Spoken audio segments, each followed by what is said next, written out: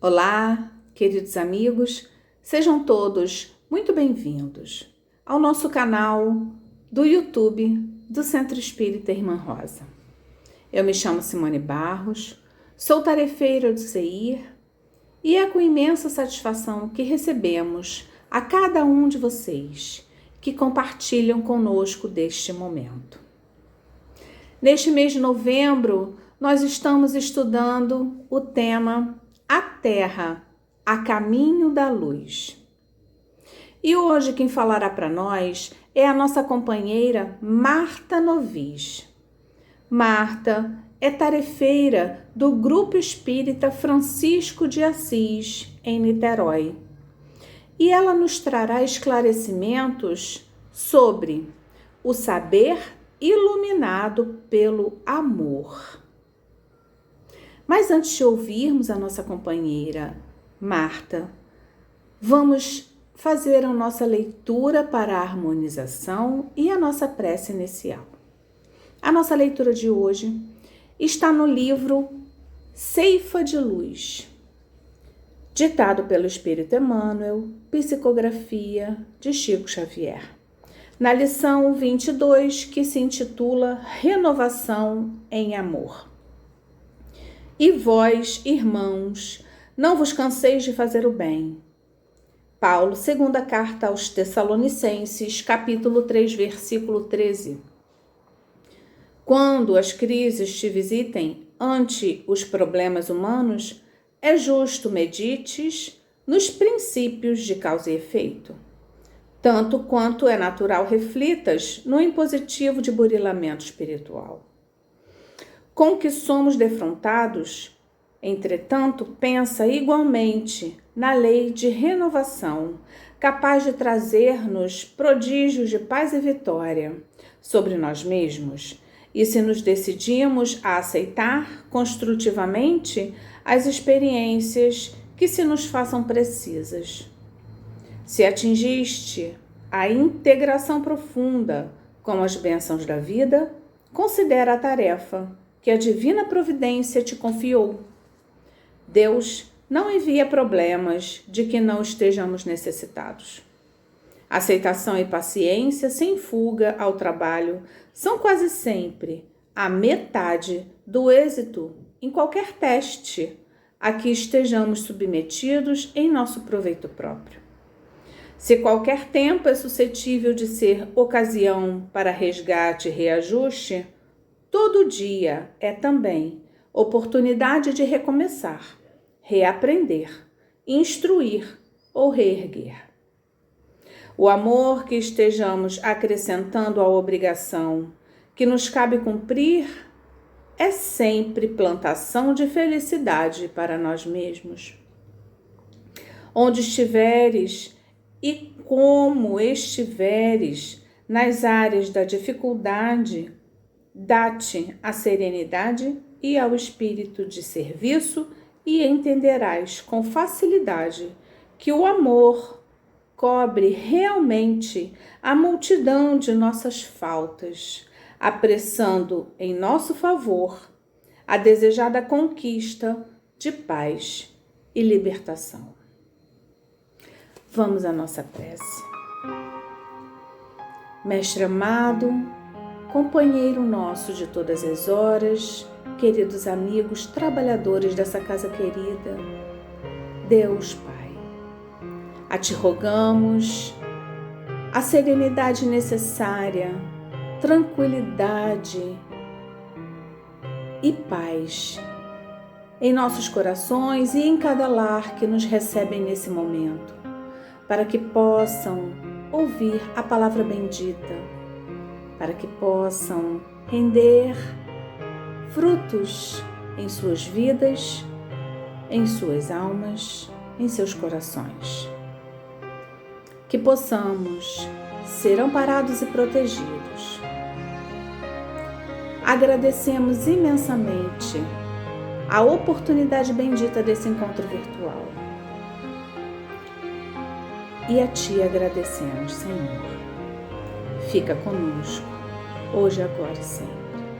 Que assim seja, graças a Deus. Então passamos a palavra para a nossa companheira Marta Novis. Olá, é sempre uma alegria muito grande estarmos aqui reunidos mais uma vez para falarmos do Evangelho de Jesus e também sobre essa doutrina que tanto nos consola. Eu me chamo Marta Novis e sou tarefeira do Grupo Espírita Francisco de Assis. Hoje nos foi proposto o tema O Saber Iluminado pelo Amor.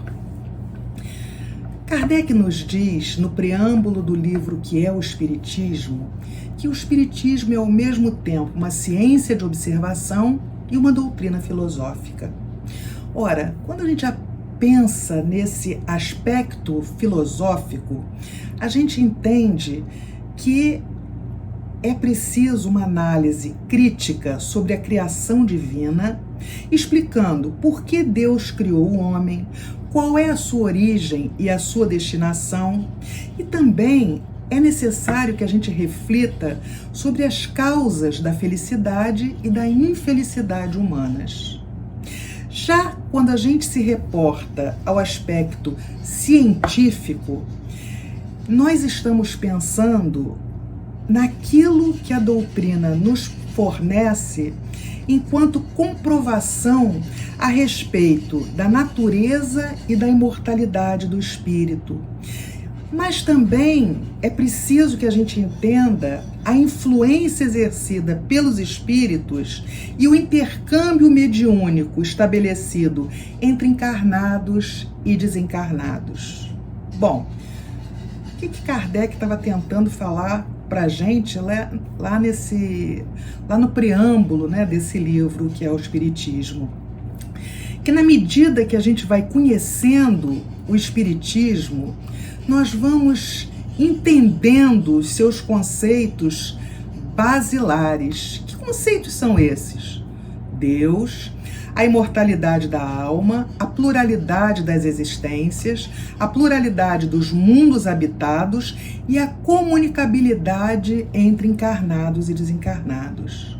Ora, na medida em que a gente começa a destrinchar esses aspectos filosóficos e científicos dessa doutrina, a gente começa a entender como é grande a nossa responsabilidade de nossos atos. Ou seja, a responsabilidade daquilo que fazemos será sempre nossa.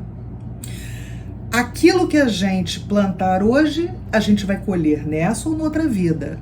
Mas também é preciso que a gente entenda que se estamos passando por algum sofrimento nessa vida, ele pode ser uma escolha nossa, né? Nós pedimos para passar por esse determinado sofrimento porque temos a intenção de evoluir mais rapidamente, ou então, mais uma vez, nós pedimos para reparar uma falta passada. O que eu estou querendo dizer com isso? Eu estou querendo dizer que Jesus, que Deus, por ser extremamente misericordioso e bom, ele jamais permitiria que nós reparássemos uma falta se nós ainda não estivéssemos em condição de fazê-lo. Ou seja, nós jamais carregaremos uma cruz que não nos seja possível suportar. Então, a reparação só será feita quando a gente tiver condição de fazê-la. A gente precisa sempre se lembrar que a gente tem um anjo guardião, um espírito que será sempre de uma ordem superior à nossa e que está ali ao nosso lado, tanto quando estamos encarnados, quanto quando estamos no estado errático, ou seja, na erraticidade. Então ele estará sempre ali, nos intuindo, nos ajudando para que a gente faça escolhas sempre voltadas ao bem.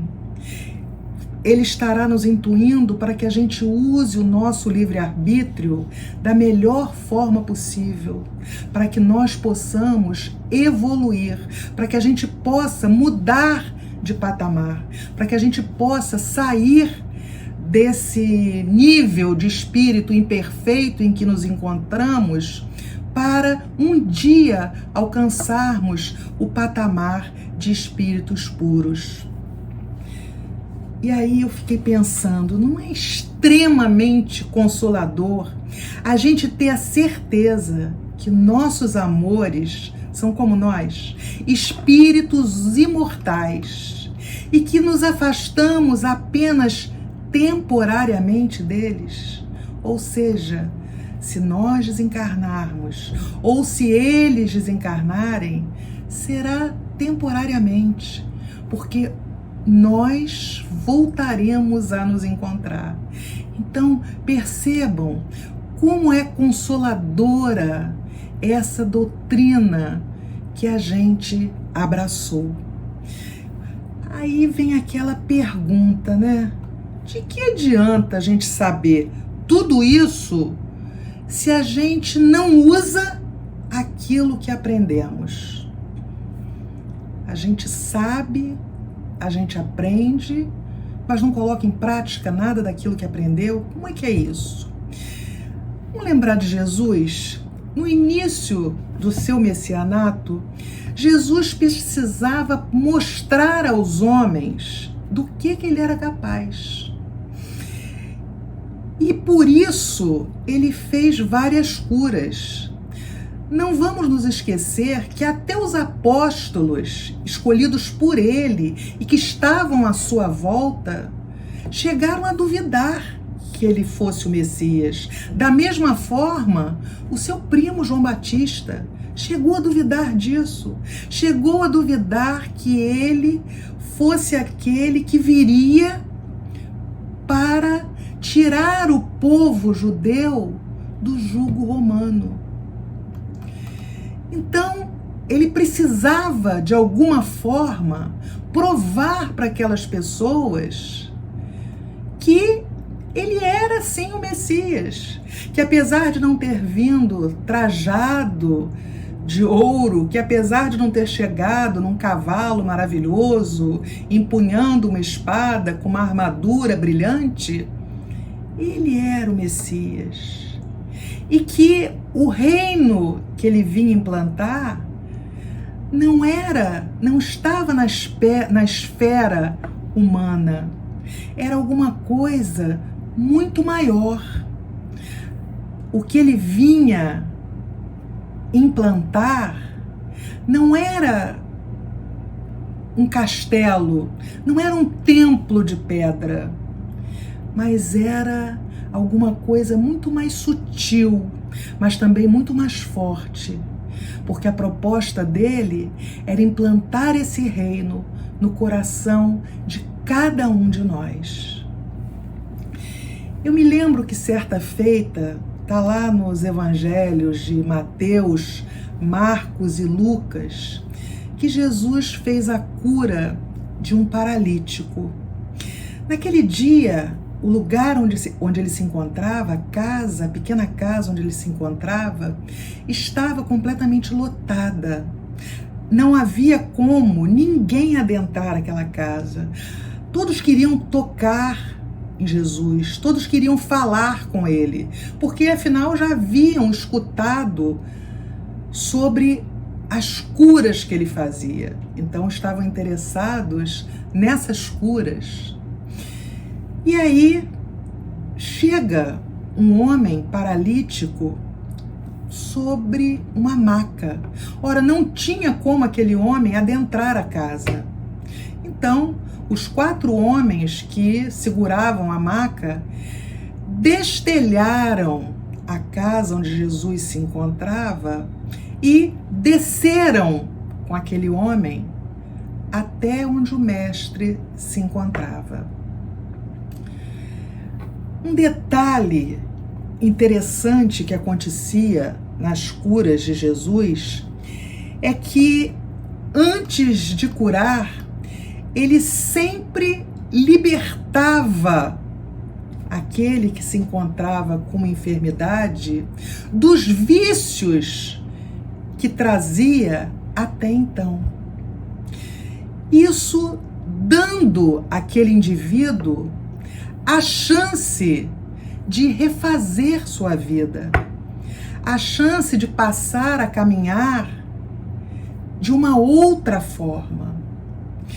Amélia Rodrigues, no livro Primícias do Reino, pelas mãos de Divaldo Franco, vem nos contar como Jesus ficou compadecido daquele paralítico, que após ter conseguido a cura de seu corpo físico, estava comemorando esse fato em meio à bebida e a muitas prostitutas.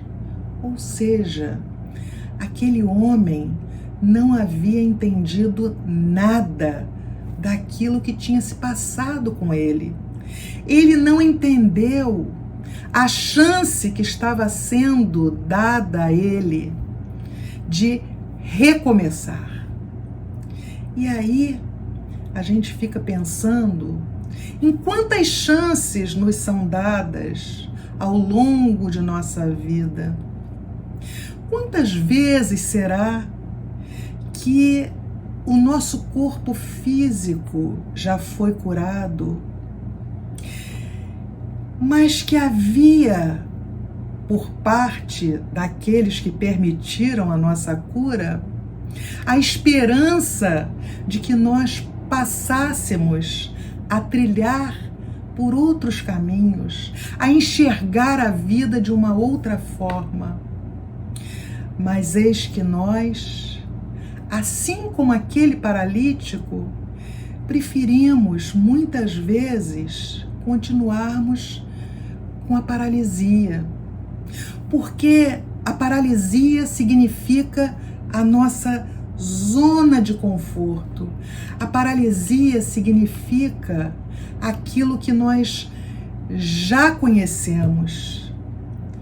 Então, a gente prefere continuar com a doença, por mais dor que ela nos cause, porque temos muito medo desse recomeço. Porque temos muito medo, por mais que digamos que queremos nos renovar, que queremos um outro mundo, que queremos um mundo regenerado, por mais que saibamos que esse mundo regenerado depende de nós, depende do nosso primeiro passo, nós temos muito medo de mudar.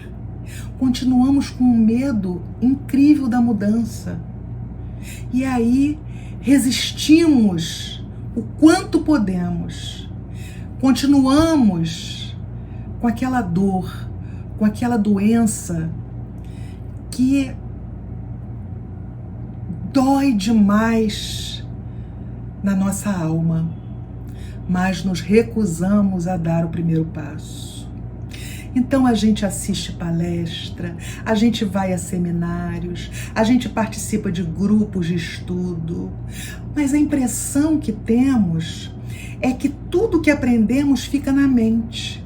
A gente não consegue descer esse saber para o nosso coração, tal como fez Madalena, que após o aprendizado recebido, transformou sua vida.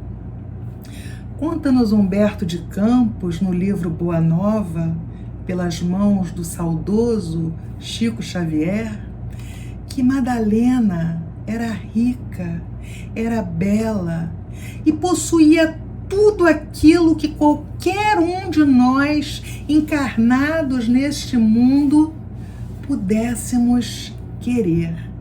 Maria tinha tudo, mas ao mesmo tempo não tinha nada. Sentia um vazio existencial muito grande, tal qual muitos de nós. Esse vazio, esse deserto que vez por outra toma conta de nossa existência. E por mais que a gente tente, a gente não consegue entender o que estamos fazendo aqui. Maria começou a ouvir aquilo que Jesus pregava e se encantou com suas palavras. Certo dia, ela tomou coragem, pegou um barco e foi à casa de Simão Pedro, onde Jesus se encontrava. Já era noite.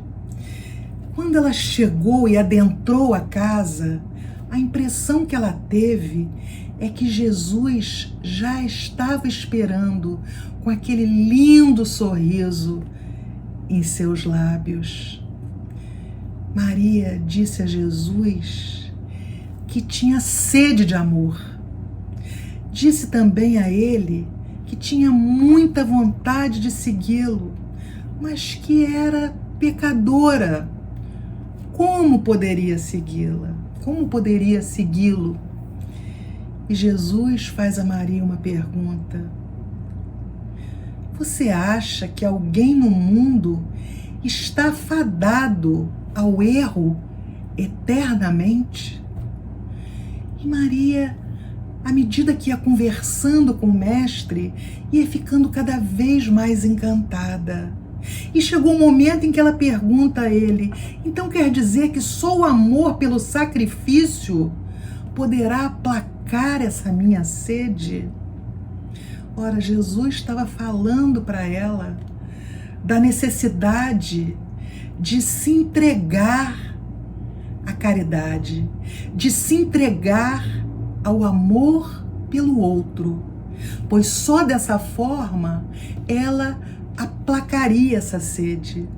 Na verdade, Maria tinha sede, mas ao invés de beber da água cristalina, Maria estava bebendo na água do mar. E aquela água não era capaz de fazer com que ela diminuísse a sua sede. Quanto mais Maria ouvia, mais aprendia e mais aumentava a sua vontade de seguir aquele homem. Jesus disse a ela, falou para ela, o que seria do mundo sem as mães que vivem no silêncio e no sacrifício? Esse exemplo que Jesus deu a Maria sobre sacrifício fez com que ela caísse num pranto convulsivo. Afinal, não podia mais ser mãe. E aí, ele fez a ela uma pergunta belíssima. Pergunta essa que convido cada um de nós a prestar bastante atenção, para que a gente possa responder para nós mesmos esse questionamento de Jesus. Ele pergunta a Maria: e qual das mães será maior aos olhos de Deus? Aquela que se devotou somente aos filhos da sua carne, ou aquela que se consagrou pelo Espírito aos filhos de outras mães? Que beleza! Então ele estava perguntando a Maria o que era mais valioso. De que adiantava filhos vindos através de um corpo de mulher, se muitas vezes essas mulheres não estavam preocupadas em realmente educar aqueles filhos?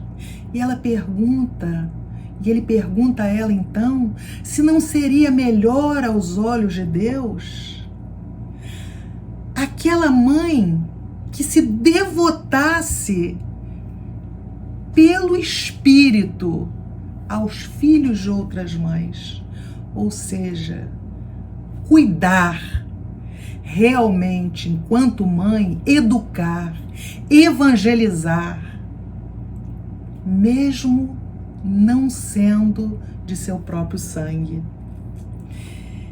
E naquele momento Maria tomou uma decisão. Ela responde a Jesus: Acolherei como filhas as minhas irmãs no sofrimento.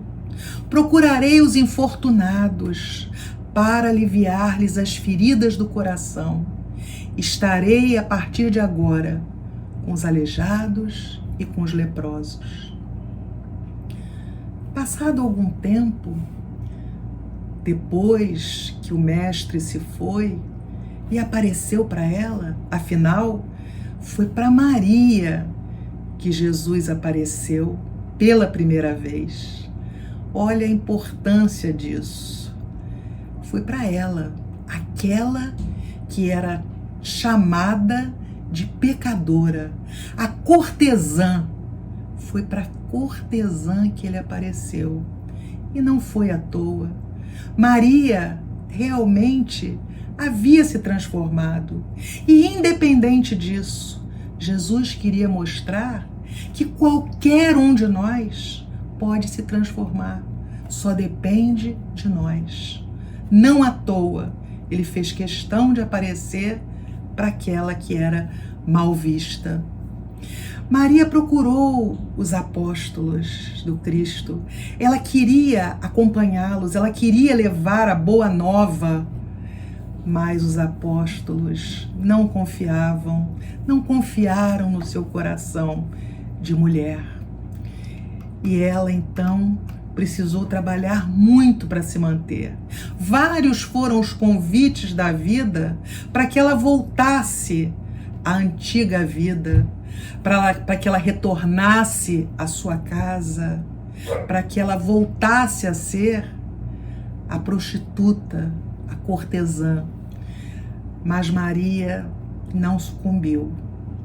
Certo dia estava ela na cidade quando chegou um grupo de leprosos procurando por Jesus, que já tinha ido embora. E todas as portas iam se fechando na medida em que aqueles doentes adentravam a cidade. Mas Maria parou e pregou para eles. Quando as autoridades descobriram que aqueles enfermos se encontravam ali, expulsaram-nos da cidade. Maria foi com eles. Foi viver no chamado Vale dos Leprosos. Lá, diariamente, ela pregava para aqueles doentes. Ela confortava seus corações. E com o passar dos anos, acabou contraindo a mesma doença deles. Quando estava perto de desencarnar, quis ir a Éfeso, visitar corações queridos que tinha lá deixado.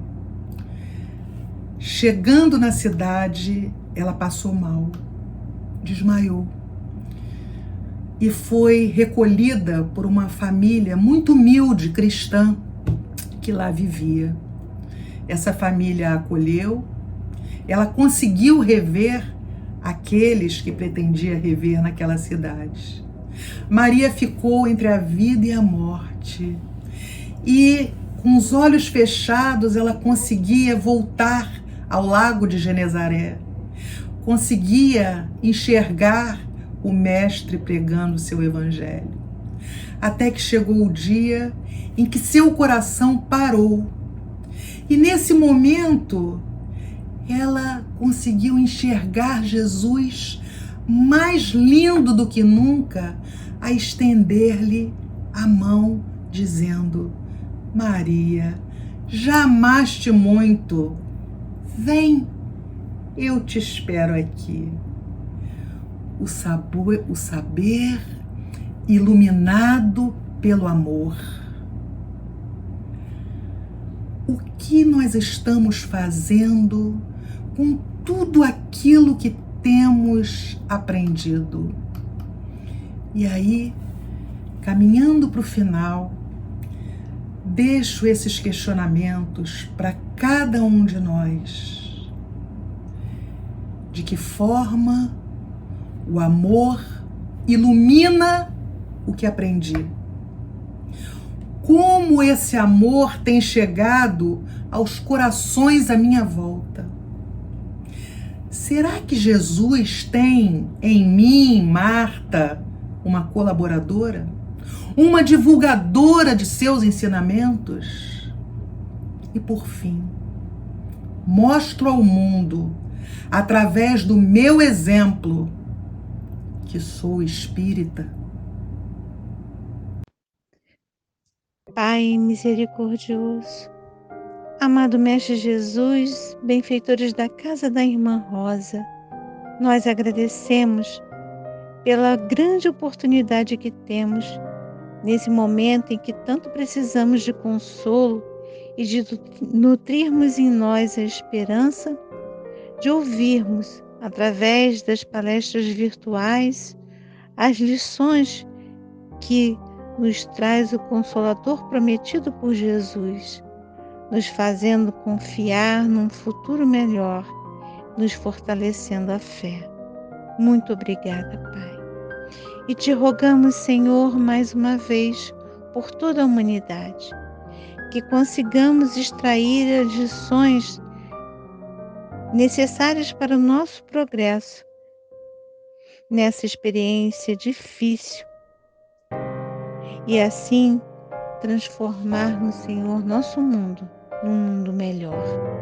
Que tua luz, Senhor, ilumine todos os cantos desse planeta. Que todos os corações sejam tocados profundamente, para que o amor que o Pai plantou em cada filho sobreponha o mal que ainda detemos. Deus abençoe todos os lares. Que consigamos, Senhor, aprender com os nossos familiares a cultivar a paz e a perdoar mais. Rogamos a espiritualidade amiga dessa casa de amor, a fluidificação das nossas águas, que nelas, Pai, sejam depositados os lenitivos para as nossas dores. Pai, que a vossa bondade permita aos Espíritos Consoladores derramem por toda parte a paz, a esperança e a fé. Que assim seja. Graças a Deus.